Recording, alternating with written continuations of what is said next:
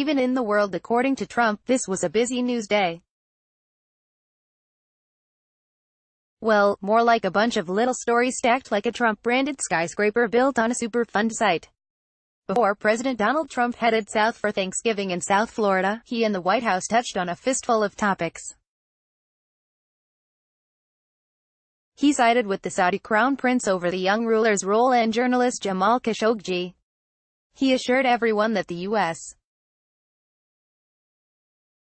troops protecting the southern border against the onrushing migrant hordes that all's just ducky down there. They are so proud to be representing our country on the border, he said, rather than, being with their families for the holiday.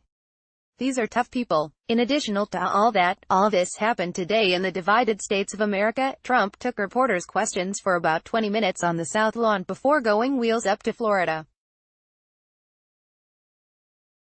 During such, he shrugged off the burgeoning scandal about White House senior advisor and first daughter Ivanka Trump's email shenanigans. Hypocrisy, you ask? Bah.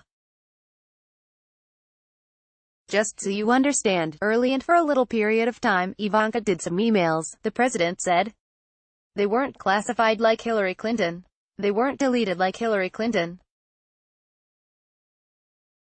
She wasn't doing that to hide her emails. He added, you're talking about all fake news. Maria de la Luz Ascencio, Shuttershock. White House Press Secretary Sarah Huckabee Sanders issued a statement lambasting a federal judge's temporary restraining order that blocks the administration's asylum ban for migrants crossing the southern U.S. border illegally.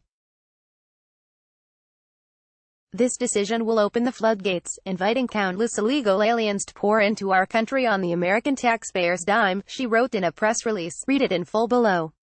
We will take all necessary action to defend the executive branch's lawful response to the crisis at our southern border. Trump's Interior Secretary Ryan Zinke continued to blame anyone but nature or Republicans for the horrific wildfires that killed dozens of Americans, likely hundreds. Lawsuit after lawsuit by, the radical environmental groups that would rather burn down an entire forest than thin a single tree, this guy said. So yes, I do lay it at their feet. Trump's legal team, they have submitted his answers to special counsel Robert Mueller's written questions.